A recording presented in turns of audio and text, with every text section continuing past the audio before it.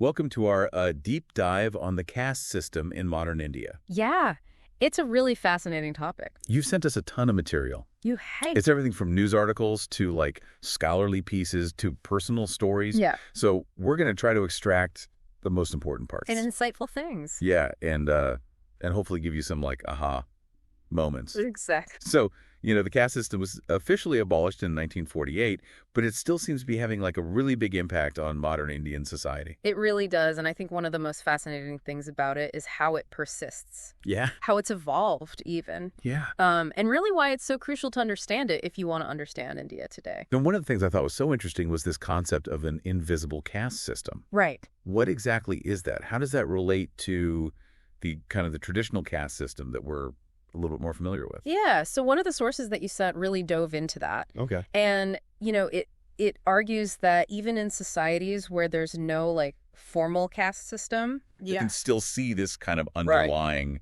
like a hierarchy. hierarchy. Exactly. I'd say. So, subtle biases that you see in more urban settings. Right. Or even discrimination based on someone's last name. You see that sometimes even in like professional circles. So even though the traditional four-tiered system may not be like as formally in place, Right. With the Brahmins, Kshatriyas, Vaishyas, and Shudras, Exactly. the idea of that hierarchy still remains. And then, of course, we have outside of that system, the Dalits, The Dalits. who have faced historically and continue to face Really severe discrimination. Absolutely.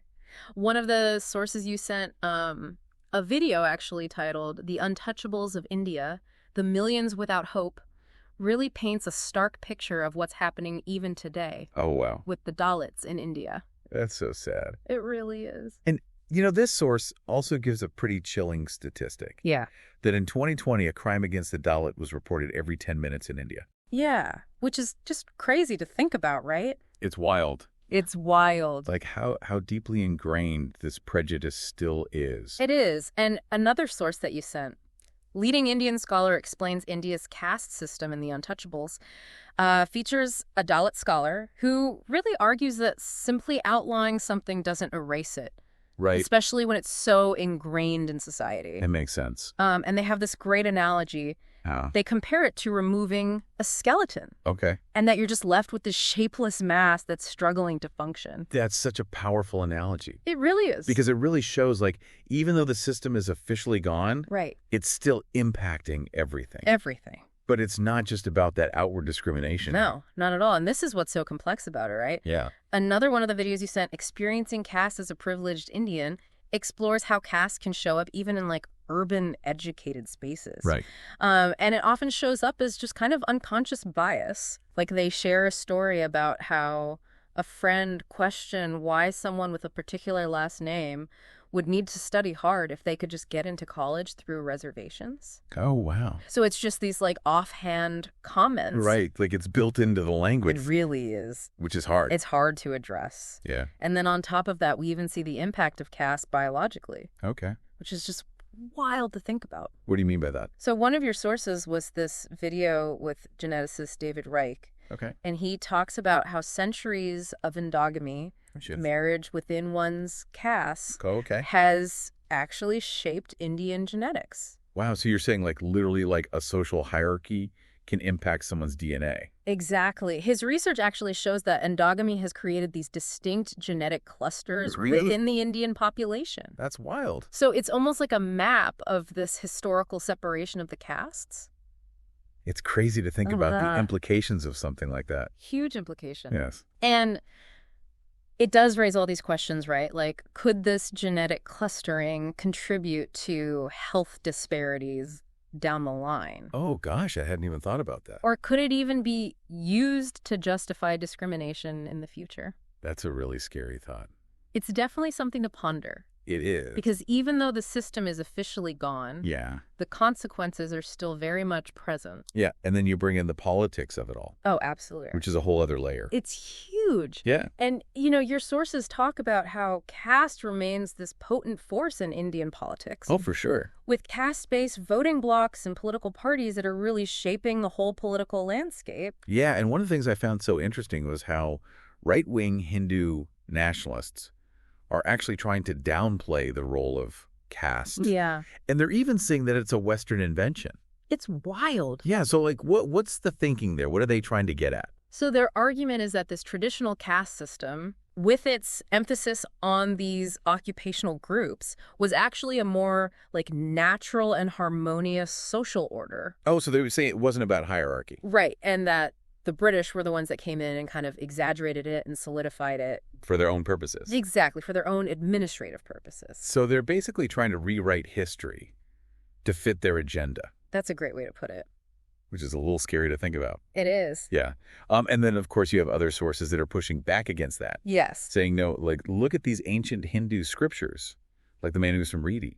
Yes. That clearly outlines, like, this hierarchical nature of the caste system. Absolutely. And the concept of untouchability way before the British even came. Exactly. And they're like, this is not a Western invention. Right. This is something that has been here Yeah. long before. So trying to erase that or trying to downplay the significance of it, Okay. it's like you're ignoring all of this history. And then we get to these amazing figures in history that have really tried to challenge the caste system. Yes. You've included sources about B.R. Ambedkar and social reformers like Narayana Guru. Yeah. And I think their stories are so important to look at in this context. They really are. Yeah. Yeah. So we were talking about all these incredible figures who challenge the caste system, like B.R. Ambedkar and Narayana Guru. Right. I mean, their stories are just so powerful. They are. And it's not just individuals, right? Yeah. You've also included some sources about these broader movements. Yes. Like historical trends that have really pushed back against this discrimination. Absolutely. And one of the sources, Understanding Caste in India, Jati and Varna, compares the caste system to other examples in history Okay. of social stratification, like the Burakumin in Japan. Oh, interesting. Yeah, and I thought it was really fascinating how, like, two very different societies, Right. geographically and culturally, Yeah. develop these really complex systems Yeah. for identifying and segregating marginalized groups. It's almost like a universal human thing, right? This need to categorize and create hierarchies. Yeah, it makes you wonder why. It really does. So, like, how did they determine who belonged where? Yeah, so in Japan, they used these like really meticulous family records and geographical origins Oh, wow. to kind of track lineage and determine social status. So you couldn't really escape it? No, it was like almost impossible for the Burakumin to break free from that assigned position. And then we see that in India, too, right? With, like, last Oh, name. totally. Village origins? Even subtle things like clothing and hairstyles. It's almost like this invisible web. It is. It's this invisible web that traps people Yeah. in these predetermined roles. It's so disturbing to think about. And that's exactly what makes it so hard to dismantle these systems. Right. It's not just about changing laws. No, it's so much deeper than that. It's changing, like, ingrained social and cultural norms. Exactly. And one of the sources, the history of India's caste system, does a really good job of tracing how the caste system has evolved over time. Right. And it kind of challenges this idea that it's always been this rigid, unchanging structure. Yeah, it's actually been a lot more dynamic than people might think. Okay, so how has it changed? Well, the source highlights how it's been shaped by all sorts of things, like migration, Okay. urbanization, economic development, Right. social reform movements, political activism, legal interventions. Wow. So it's really been adapting to all these different pressures. Exactly. It's been in constant flux, Yeah. Evolving alongside Indian society itself. So it's not this, like, monolithic thing frozen in time. No, not at all. But we can't talk about its evolution without talking about colonialism, right? Right. And the source points out how certain British administrative practices, Right. like conducting these detailed caste censuses, Yeah. actually ended up reinforcing those existing hierarchies. It's like even with good intentions, Right. policies can have these unintended consequences. Especially when they're implemented without really understanding the social and cultural context. Exactly. And that brings us to today, right? With globalization and modernization. How have these things impacted the caste system? Exactly. And one of the sources argues that they haven't eradicated caste-based inequality. Right. And in some cases, they've actually made those disparities even worse. It's really disheartening. It is. So how does this play out, like, in the lives of people who are actually affected by the caste system? Yeah, so one of the sources you sent, The Untouchables of India, The Millions Without Hope, Okay. gives a really powerful account of the struggles that Dalits still face. And this is the video that talked about the crimes being reported every 10 minutes. It is. Like, gosh. And it's not just physical violence either. Okay. The source talks about how Dalits are still excluded from so many things: housing, right. education, employment, even access to basic services. It's like even though untouchability is officially abolished, Yeah. it's still happening. It's this unspoken reality. And the psychological impact of Oh, that it's huge. must be immense. The source talks about how constantly being dehumanized, Right. being treated as inferior, it can really erode your self-esteem, Right. limit your aspirations, Yeah. create this pervasive sense of hopelessness. That's a really important point. Yeah, I think we often focus on the physical effects, right. but those emotional scars are just as real. If not more so. Yeah, and it's not equally distributed either. Right? Yeah, not at all. Like Dalit women. Yes. Another source, leading Indian scholar, explains India's caste system and the untouchables, features a Dalit scholar Okay. who points out that Dalit women face this double burden of oppression. Because they're dealing with the caste-based discrimination Yes, and the patriarchy. Exactly. And the source highlights how Dalit women are often denied education, Right. forced into early marriage, Yeah. subjected to sexual assault and exploitation. And at much higher rates than other groups. Yes, it's incredibly unjust. It really is. And it shows that you can't address caste-based inequality without looking at these other forms of oppression. Exactly. It needs to be an intersectional approach. Yeah. Because it's all interconnected. And this brings us back to that scholar's main argument, right? That the caste system was never truly abolished. Right. It's like it went underground, Exactly. They talk about this emergence of an invisible caste system. where those distinctions are more subtle. Yes, but they still have a huge impact on people's lives. So it's like this ghost that's still haunting Indian society, The perfect way to put it. shaping people's opportunities in ways that we don't even always see. Exactly. It's insidious. And so how do we even begin to dismantle something like that? It's the million-dollar question. It feels impossible. It feels that way sometimes, but your sources offer some different approaches. Okay, like what?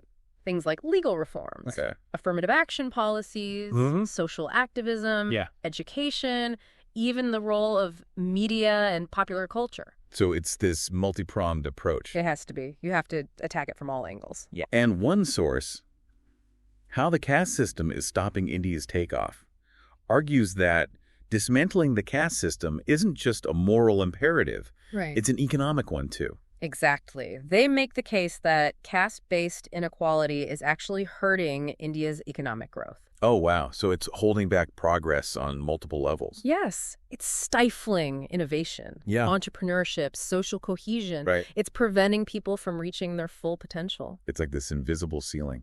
It is. Yeah. And the source argues that for India to really thrive in the 21st century, Yeah.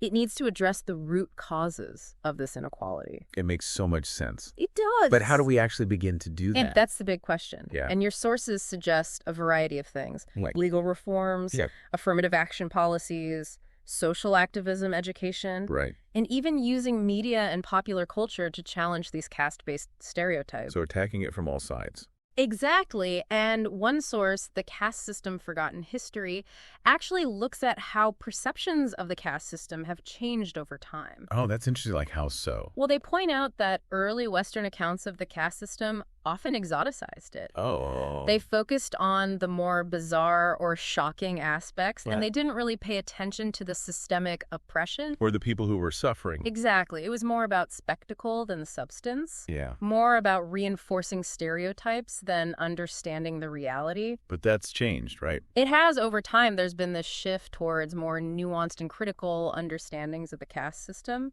Scholars and activists have really worked hard to highlight the historical roots, Yeah. the power dynamics, Yeah. the ongoing struggles for equality. So it's less about looking at it as this strange foreign thing. Right. And more about recognizing the shared humanity of everyone involved. Exactly. And that's crucial because it helps us move away from these simplistic solutions Right. and towards a more informed and compassionate approach. And I feel like education is a huge part of that shift. It is one of your sources, Understanding Caste in India, Jati and Varna, really emphasizes that. Okay. They argue that educating young people about the history of the caste system, Yeah. its harmful effects, and the importance of social justice is crucial. But how do we ensure that education is actually transformative? That's a great question, and the source really stresses the importance of inclusivity. Okay. making sure that Dalit voices and perspectives are included in the curriculum. So it's not just about learning the facts. Right. It's about hearing the stories of the people who have actually lived it. Exactly. And it's not just about formal education either. Got it. The source also talks about the role of media and popular culture. Right. They say that by showcasing diverse perspectives and challenging stereotypes, Yeah. media can really help to change public perceptions and promote inclusivity. So it's about changing the narrative, Yes. showing the complexity and the humanity of Dalit. Oh. And one of the sources, experiencing caste as a privileged Indian, Yes.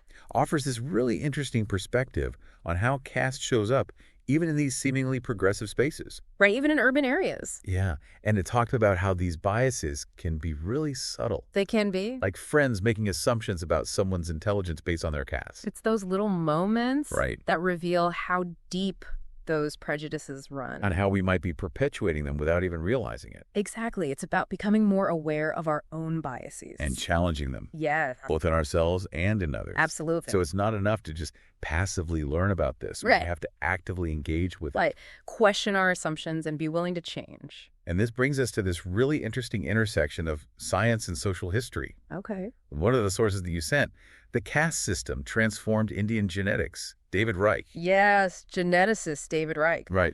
Fascinating research. It is. And it showed how centuries of endogamy, Right. Marrying within your own caste. have actually created these distinct genetic clusters within the Indian population. It's amazing, isn't it?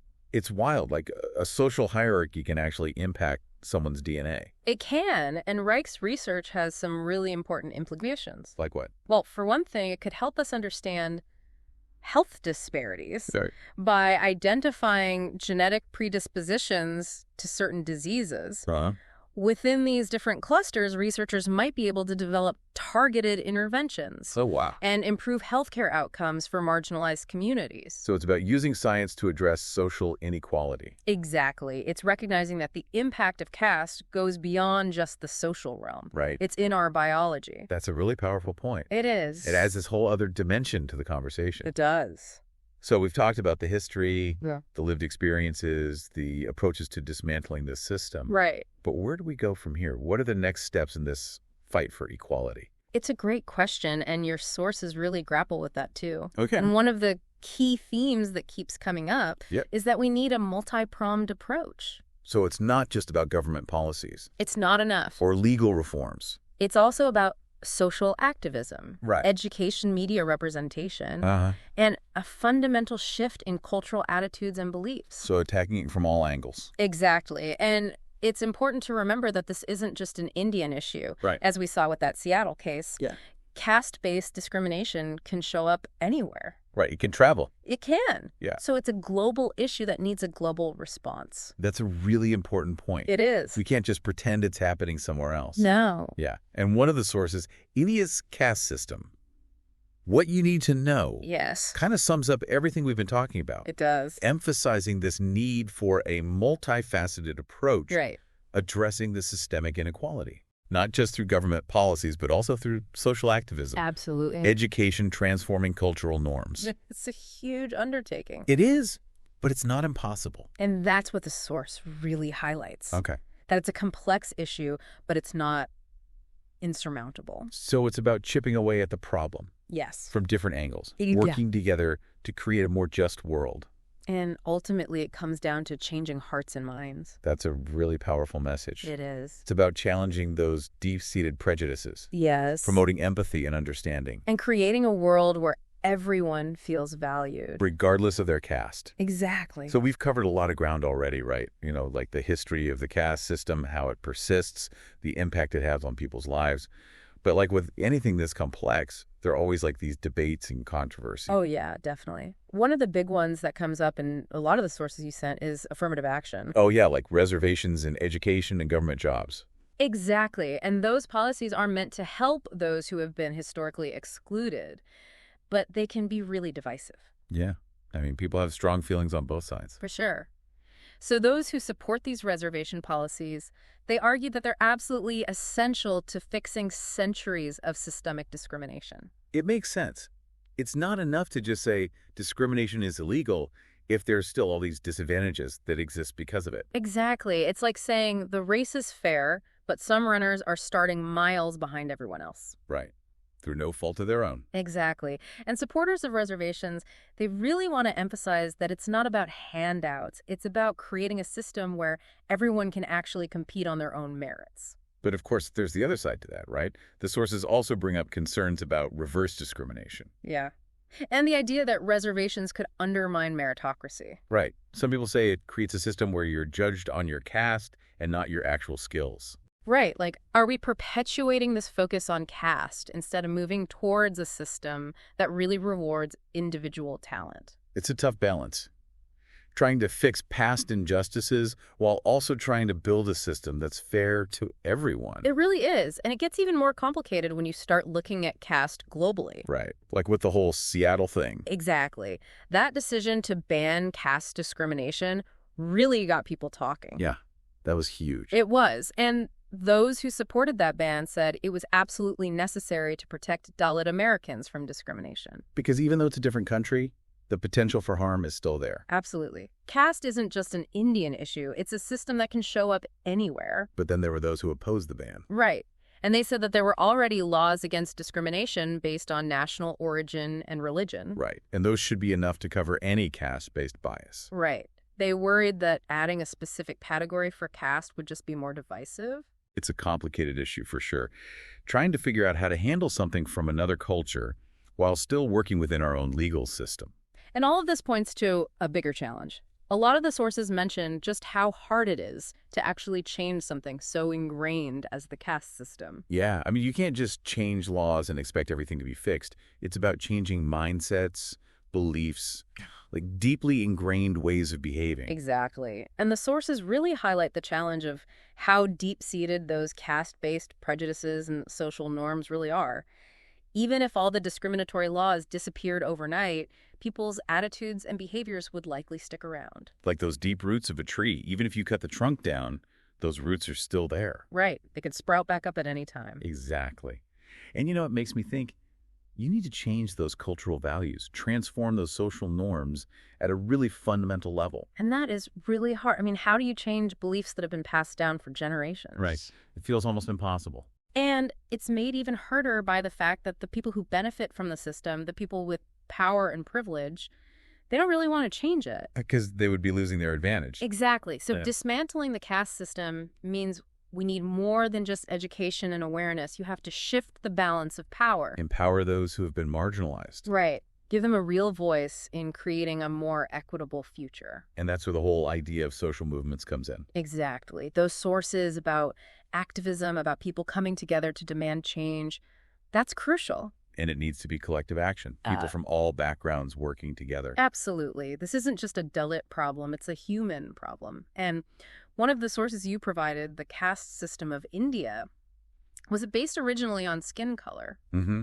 Gives a really interesting perspective on all of this. It challenges the idea that caste was always about skin color. Oh, yeah, I remember that one. They say that the original idea of Varna, it was more about social function and occupation. Like assigning people different roles in society. Right. But over time, it got distorted, mixed up with these ideas about purity and pollution. And that led to the rigid, oppressive system we see today. So what if we went back to that original idea, focused on people's skills and what they can contribute, instead of just where they were born?